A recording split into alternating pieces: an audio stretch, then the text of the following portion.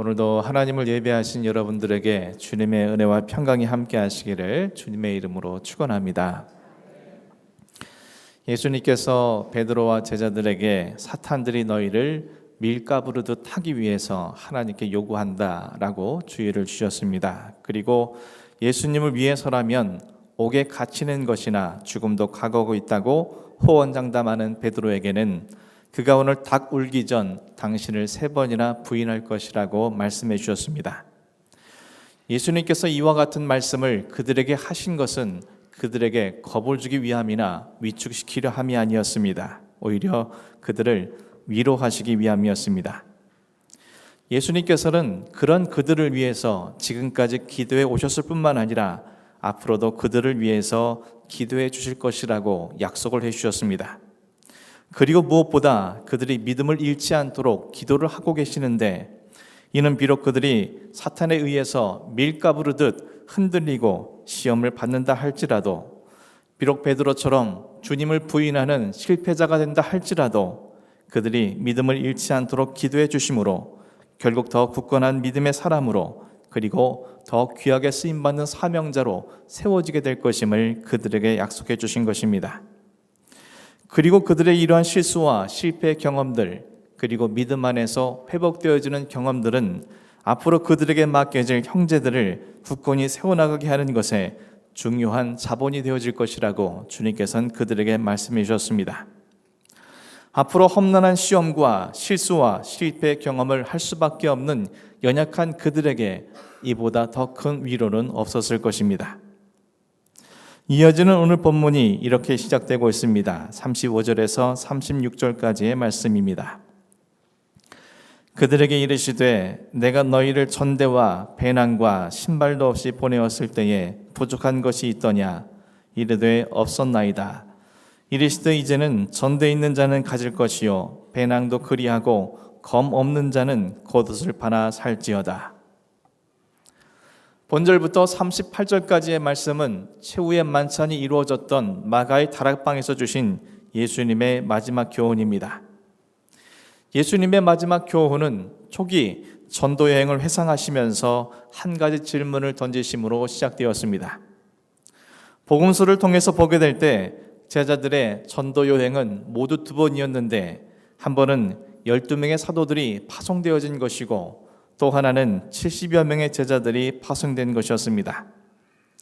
본절에서 예수님께서 말씀하신 전대, 배낭, 신발이란 표현이 2번째 전도 여행 때에 하신 말씀과 일치하기 때문에 예수님께서는 70명의 제자를 파송했던 전도 여행을 염두에 두시면서 그들에게 말씀하신 것으로 짐작할 수 있습니다.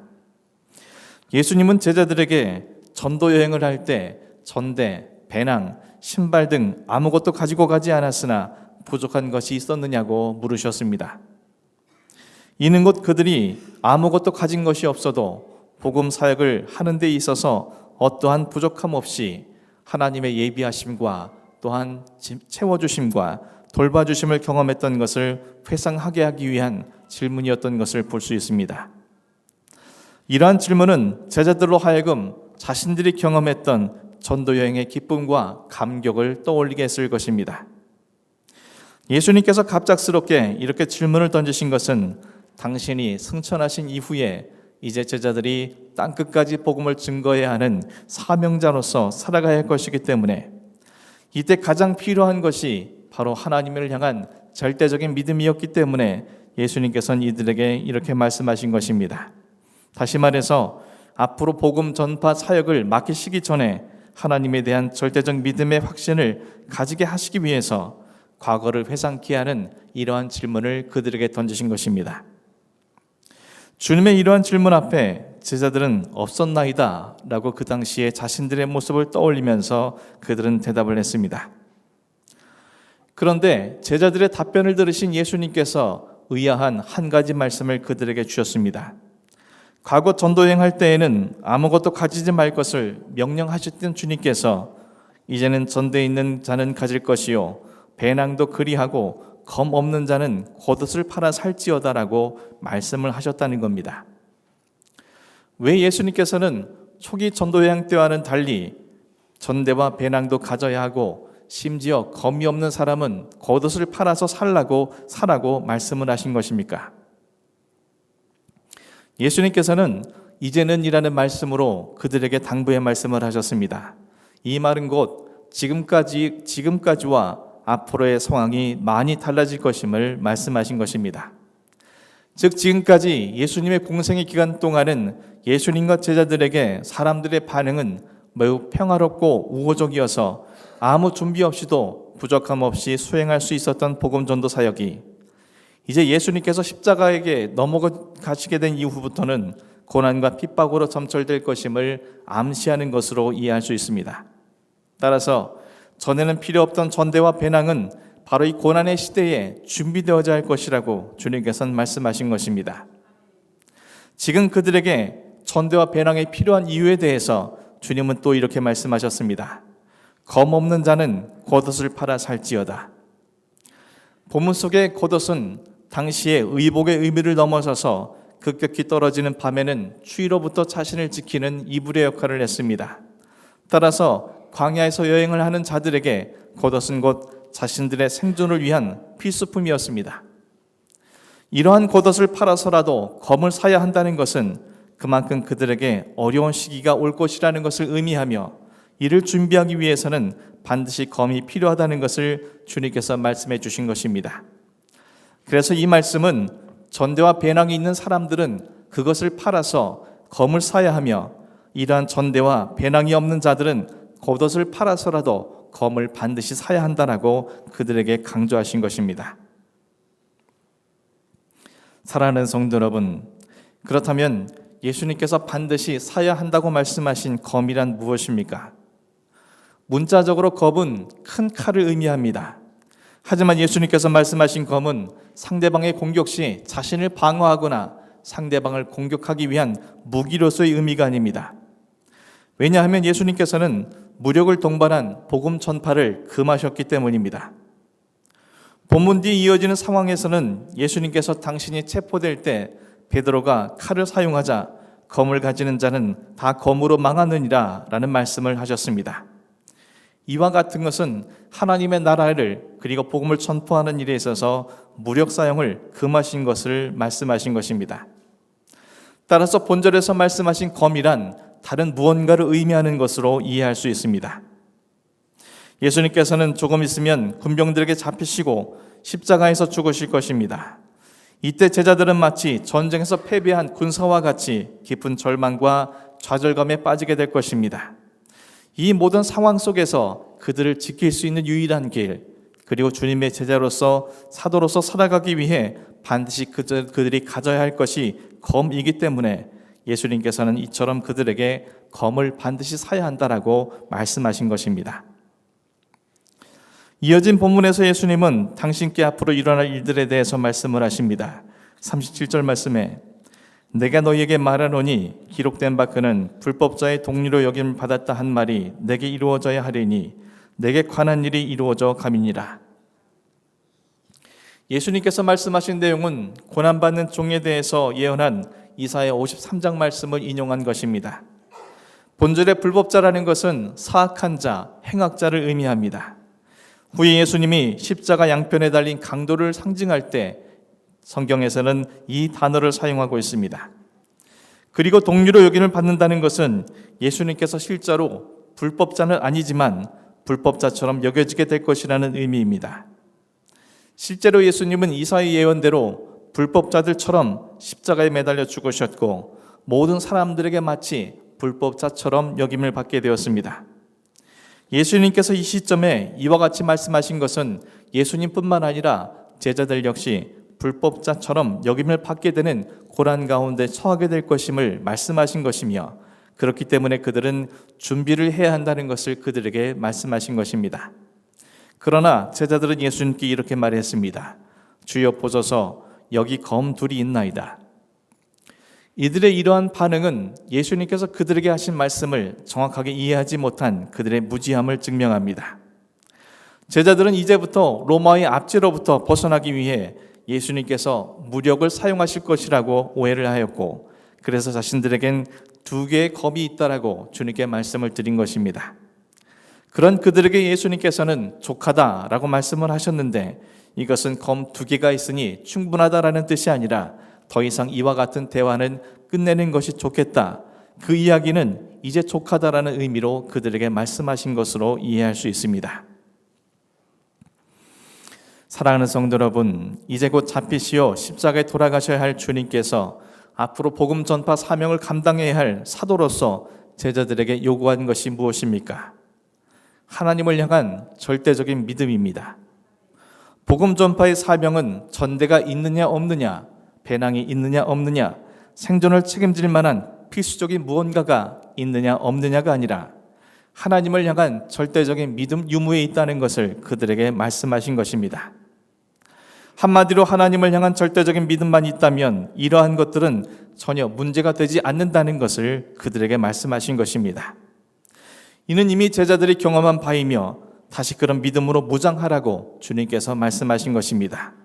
그러한 믿음을 잃지 않도록 주님께서 기도하신 이유가 바로 여기에 있음을 주님께서 말씀하신 겁니다. 왜 그러면 이와 같은 믿음이 필요합니까? 검을 사야 하기 때문입니다. 예수님은 검을 사기 위해서 전대, 배낭을 가질 수 있는 자는 가져야 하고 전대나 배낭이 없는 자는 겉옷을 팔아서라도 검을 사라고 말씀하셨습니다. 검을 사기 위해 전대와 배낭을 내어놓을 수 있기 위해 자신의 생존을 위해 중요한 물품인 겉옷을 내어놓고서라도 검을 사기 위해서는 자신들의 모든 삶을 예비하시고 채워주시고 또한 책임져 주시는 하나님을 향한 절대적인 믿음이 반드시 있어야 하기 때문입니다. 그렇다면 예수님이 이처럼 말씀하신 검이란 구체적으로 또 어떠한 의미를 갖고 있습니까? 신약 성경에 나오는 검은 본문을 제외하고 에베소서 6장 17절에만 등장하고 있습니다. 그리고 에베소서 6장 17절에서는 그 검이 성령의 검이라고 말씀하고 있습니다. 따라서 예수님께서 그들에게 요구하신 검이란 곧 성령의 검이라는 것을 우리는 알 수 있습니다. 그러면 왜 성령의 검은 어떻게 살 수 있는 것입니까? 예수님께서는 전대 배낭으로 검을 사라고 말씀하셨습니다. 생존자를 위해 필요한 겉옷을 팔아서라도 사야 한다고 말씀하셨습니다. 다시 말해서 적어도 전대를 지니고자 하는 자, 배낭을 소유하려고 하는 자, 그리고 자신의 생존을 위해 겉옷을 가지려는 자는 결코 성령의 검을 살 수 없다는 의미로 이해할 수 있습니다. 전대보다 배낭보다 생존을 위한 겉옷보다 검을 사는 것에 더 가치를 여길 줄 아는 사람들만 성령의 검을 살 수 있다라고 주님께서는 말씀하신 것입니다. 왜 성령의 검이 사는 것이 이토록 중요합니까? 다시 말해 그들에게 왜 성령이 이토록 중요합니까? 그래야만 그들이 모든 것을 다 버리고 따르던 스승이 사람들에게 잡히시고 십자가에 못 박히시더라도 그들은 좌절하거나 절망하지 않을 수 있으며, 또한 예수님께서 부활 승천하시고 그들만이 남겨진다 할지라도 그들은 두려워하지 않을 수 있으며, 예수님처럼 자신들이 불법자와 동료로 여겨진다 할지라도 그들은 개의치 않을 수 있으며, 사탄의 어떠한 시험 앞에서도 담대할 수 있으며, 또한 자신들에게 주어진 복음 전파를 위해 희생과 헌신을 아끼지 않을 수 있으며, 자신들의 모든 사역 속에서 성령의 권능으로 생명과 구원의 역사를 이루는 사명자가 될 수 있기 때문입니다. 한마디로 성령이 반드시 그들에게 있어야 그리스도인으로서, 제자로서, 사도로서 살아갈 수 있기 때문에 이러한 삶을 원한다면 그들에겐 반드시 성령이 있어야 한다는 것을 주님께서 강한 어조로 말씀하신 것입니다. 사랑하는 성도 여러분, 오늘은 성령 강림 주일입니다. 예수님께서 2000년 전 남겨진 제자들과 성도들을 위해 성령님을 이 땅에 보내주신 축복의 날입니다. 오늘 우리가 이 땅에서 진정으로 그리스도인으로, 제자로, 사도로 살아가길 원한다면 우리는 반드시 성령의 임재하심이 있어야 할 것입니다. 이를 위해서 우리는 무엇을 해야 합니까? 적어도 전대를 차고 그것에 얼마나 더 많은 돈을 채워 넣을까 고민하며 욕심하는 그 모든 탐욕에서 벗어나야 합니다. 내가 짊어진 배낭에 무언가를 더 많이 넣어두기 위해서 탐욕스러웠던 우리의 마음들을 벗어 던져야 합니다. 내가 생존하기 위해서라는 미명 아래 아직도 놓지 못하는 우리의 겉옷을 벗어놓을 수 있어야 합니다. 어떻게 이러한 것이 가능할 수 있습니까? 예수님께서 제자들에게 아무것도 갖지 않고서도 하나님의 예비하심과 채워주심과 돌보주심을 경험했던 것을 상기시키면서 이제 다시 그러한 믿음을 가지라고 말씀하신 것처럼 우리는 또한 우리의 모든 삶을 하나님을 향한 절대적인 믿음 안에서 살아가야 한다는 것을 기억해야 합니다. 내가 이 땅에 살아가는 것은 전대 속에 들어있는 돈에 의해서가 아니라 내가 짊어진 배낭 속에 무언가로 인함이 아니라 생존을 하기 위해서 우리가 겉옷처럼 여겨지는 모든 것에 의해서가 아니라 하나님의 손에 의해서 되어진다는 것을 결코 잊지 않도록 날마다 우리의 가슴 속에 각인해야만 합니다. 그리고 그 믿음을 따라 오늘도 내가 살아가는 모든 곳에서 예배해 주시고 채워주시고 돌봐주시는 하나님의 손길을 매 순간 깨달을 수 있어야 합니다. 그리고 그러한 믿음은 내일을 주님의 손에 의탁할 수 있는 토대가 되어야 하고 이러한 삶이 연속되어질 때 우리는 결국 성령님께서 임하여 주시는 참된 그리스도인으로 살아갈 수 있음을 오늘 말씀을 통해서 우리는 교훈을 얻게 됩니다. 살아가는 성도 여러분, 여러분 모두가 진정한 그리스도인, 진정한 제자, 진정한 사도가 되기를 주님의 이름으로 간절히 축원합니다. 이를 위해서 아끼지 아니하고 두려워하지 아니하고 조금도 주저하지 않고 우리의 전대와 배낭 그리고 겉옷을 벗어던질 수 있는 용기 있는 믿음의 사람이 되기를 간절히 축원합니다. 우리가 그와 같은 것을 얻기 위해 하나님을 향한 절대적인 믿음을 갖기만 한다면 전대가 있든지 없든지 배낭이 있든지 없든지 겉옷이 있든지 없든지 하나님의 능력의 손으로 우리를 돌봐주시고 지켜주시고 채워주실 것이며 그런 우리의 삶을 통해서 날마다 생명과 구원의 역사를 이루는 권능 있는 그리스도인으로 살아갈 수 있도록 하나님께서 은총을 베풀어 주실 것입니다. 성령 강림주일을 맞이한 오늘 여러분의 심령과 여러분의 삶 속에 이와 같은 성령의 임재하심과 성령의 검을 소유하는 여러분이 되어서 이 세상 땅끝까지 주님이 증인되라 하신 말씀이 우리의 삶을 통해서 구체적으로 실현되어지는 복된 삶이 될 수 있기를 주님의 이름으로 간절히 축원합니다. 기도하겠습니다.